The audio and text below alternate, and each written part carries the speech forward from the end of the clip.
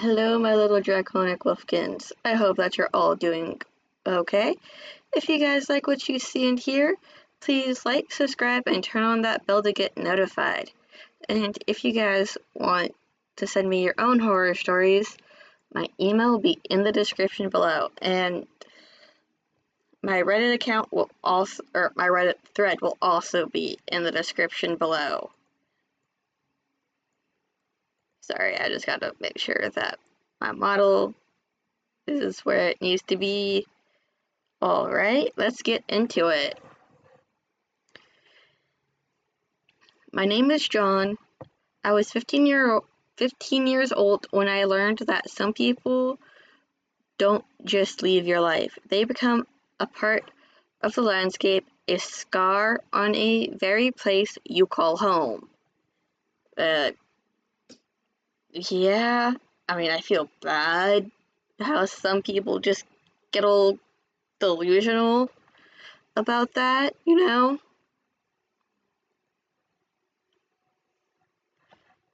Like, they just have to be all up in your personal space and ass. Like, it's not fun or fair. My family lived in a small rural beach town in Delaware, the kind of place that exists in a strange limbo between old school fishing traditions and the modern tourist rush. In this town, the Atlantic wind is constant presence, and a few locals left in the winter like they're the last people on Earth. Hilarious. So, okay, that's the vibe we're going for, I guess. She was the girl who lived 2 streets over, the girl I went to elementary school with, and the girl I first kissed behind the town's old lighthouse. Woo! Okay, so you've known this girl for a while, got it. We weren't childhood sweethearts. We didn't start dating until freshman year of high school. I mean, that's everyone's preference, I guess, right? For a long time, she was my entire world. She was beautiful, with a wild, tangled blonde hair that seemed to be a perfect match for the ocean hair. Her eyes and striking pale blue, but they could hold all the light in the world or none at all, depending on her mood. Okay, so a psycho. Got it. A hot psycho, apparently, but still a fucking psycho, like, damn. But even at 15, I could feel the shadow that followed her. She was unbelievably possessive. She would get upset if I was with my friends and not her, that she'd call a dozen times in a row, her voicemail full of fierce accusations and sobbing apologies. Oh, yeah, definitely psychotic, manipulative, possessive behavior. And also just unbelievably jealous for no reason at all. She was so insanely jealous that even a casual conversation with another girl would set her off, and a cold silence would fall between us. What the fuck is wrong with some people? What? Like, this is abusive behavior. I am sorry. But no one, regardless if they're male or not, should not ever have to go through this. It was a kind of love that made me feel like I was a nothing she owned, not the person she was with. The final straw came one evening at a bonfire on the beach with a group of friends. Okay. Let's see where this goes. I was talking to a girl named Sarah who had just moved to town. It was completely innocent, just a conversation about school and summer jobs. But Marianne saw it. Her body went completely rigid and walked over, grabbed my arm with a shocking strength, and dragged me away from the fire and down to the waterline. Oh my god, what is wrong with this woman? Like, she needs therapy and a massive reality check. I'm just saying. Like, anyone who does this to anyone needs a damn reality check.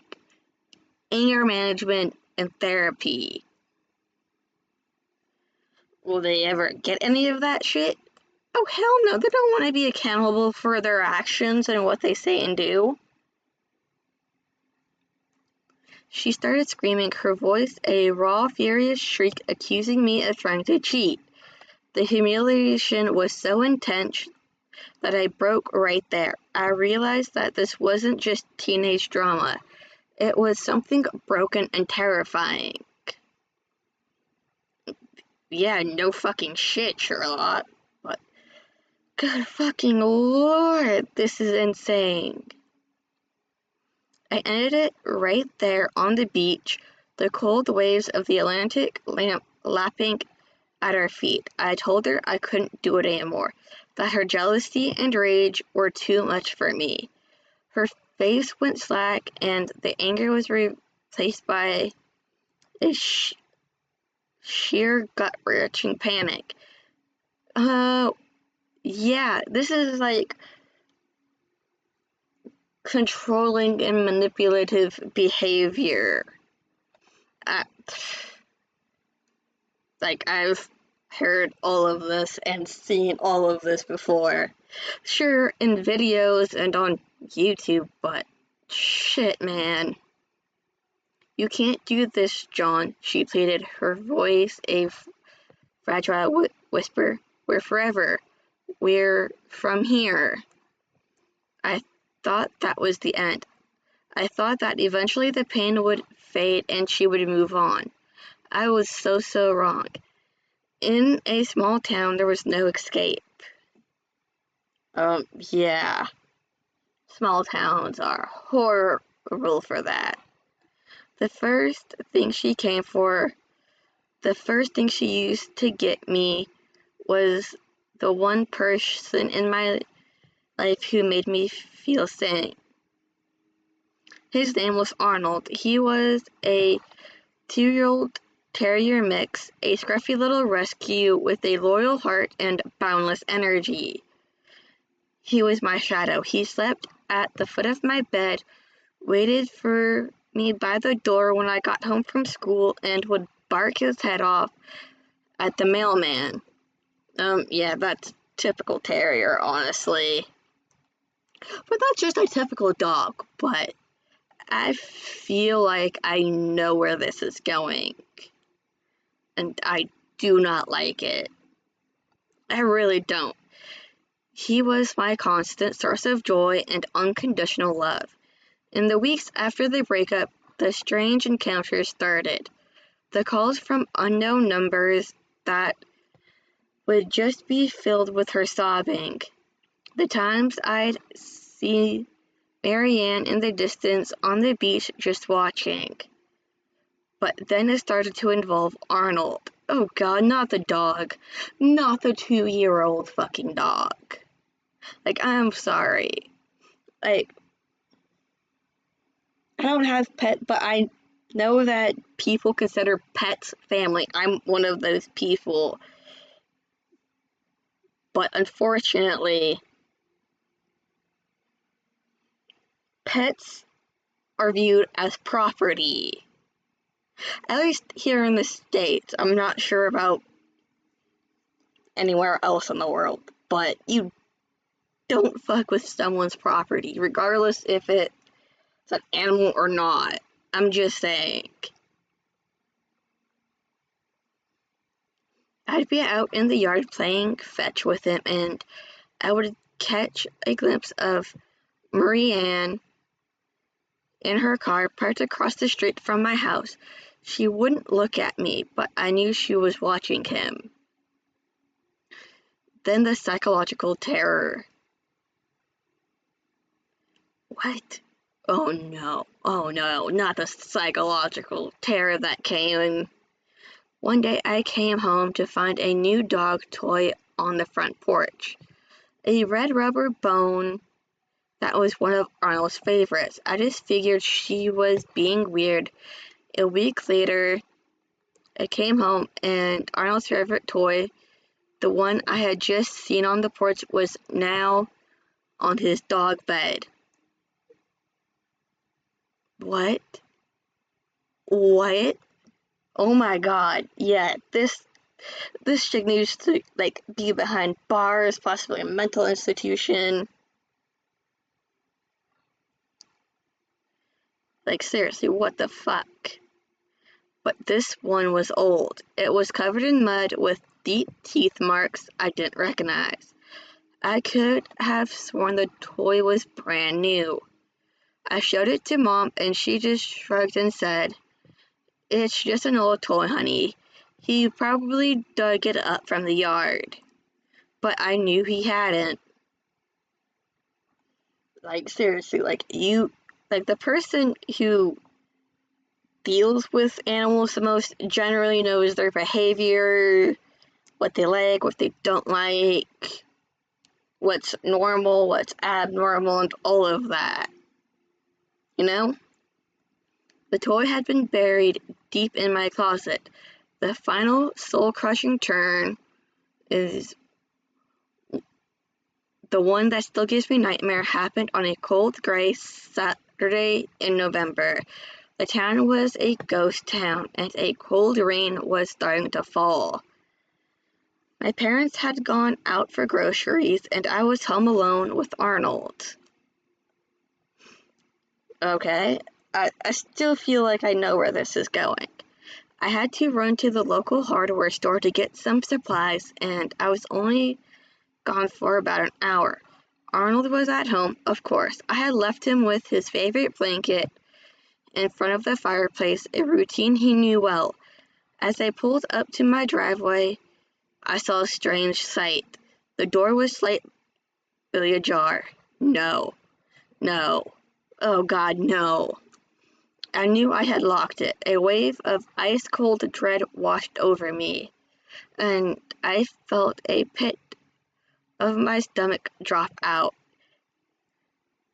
God, please. Oh my God, no. She didn't. Oh, I swear, if she did, rewrite at dawn.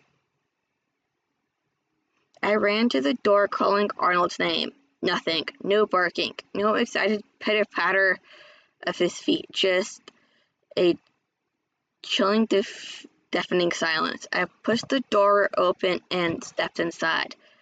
The house was exactly as I left it. The fire was still going, and Arnold's blanket was still on the rug. But he wasn't there. I ran from room to room, yelling his name, my voice raw and desperate. What the fuck? I swear this girl needs to be punched in the goddamn face. I'm just saying. Like, what she did is not okay. I went through the entire house, through the garage, and into the shed. He was gone. Tears of pure terror were screaming down my face as I ran back to the front porch. I looked at the front door, and that's when I saw it. It wasn't a note or a small gift. It was a single tiny terrier paw print carefully stamped on the white paint. What the fuck? I swear I don't understand what goes through a person's mind who does this shit. Like, why? Just why? And below it, The words were written directly on the door in thick, dark, congealing substance. No. Did she kill the dog? Did she kill poor little Arnold? The letters were large and jagged and impossible to ignore. There was only one word: mine. I stood there for a long time, the rain hitting me in the face, and the world burning itself into my mind. I didn't have to guess what she had used to write. Yeah, no. No. No. But that's also hard to prove if she did it, if you got the police involved. The sick, twisted terror that washed over me was 100 times worse than any fear I have ever felt. This was a violation. This was a final, gut-wrenching statement that she was never going to let me go. She had taken the one pure thing I had in my life and used it to leave her mark on me forever. Oh, God. Jesus. Seriously, this girl needs to be locked up. My parents and I went to the police immediately. Sheriff Ted, a friend of my dad's, listened with a horrified expression. He promised to do everything he could, but when it came down to it, there was nothing. No witnesses, no DNA evidence on the door, no fingerprints. Yeah, if there's no solid evidence, there really isn't much anyone can do. That's just the sad reality of it all, you know? Just a teenager's word against another teenager's. He had to tell us with a heavy heart that there was no evidence to arrest her. The nightmare didn't end there. After the police couldn't help, Mary Ann started targeting my parents. She didn't leave a trail. She had just left behind a series of perfectly placed reminders that she knew them just as well as she knew me. I swear this woman needs to get her shit together. Clearly her parents failed her in some way. I'm sure there were signs, but still. A note with my mother's birth date would appear on the windshield of her car. My dad's favorite hat would be found on the telephone pole near his job. The chilling message was clear. She had observed my entire family with the same obsessive intensity she had used on me. Oh my God. Yeah, this woman is obsessive. And I know men do this too. It's all about control, really. They just love to be in control. And if they can't be in control, they will make your life a living hell.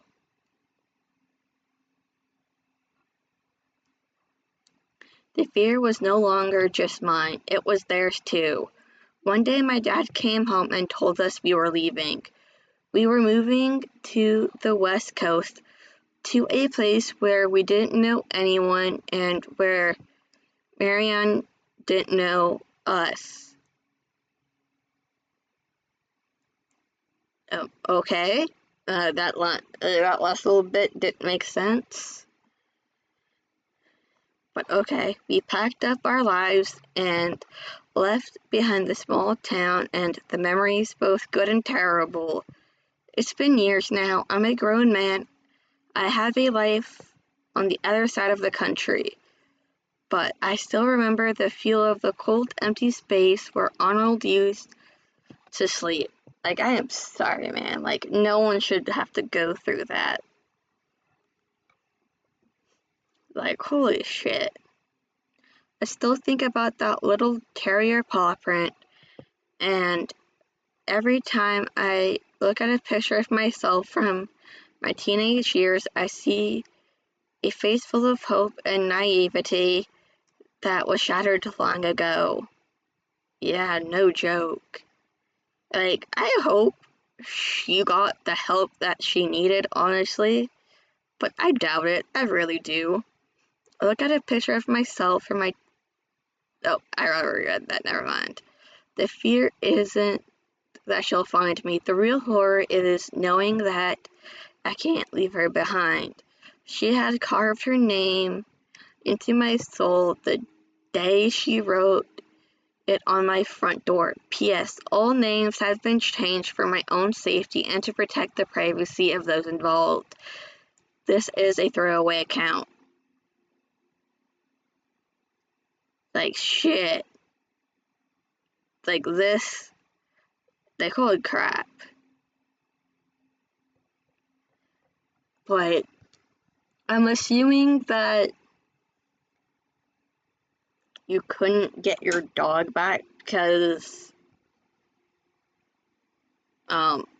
it's most likely gone, which sucks.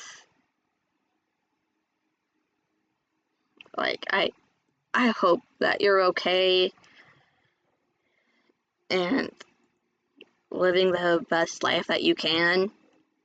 But anyways, I'll see you in the next video.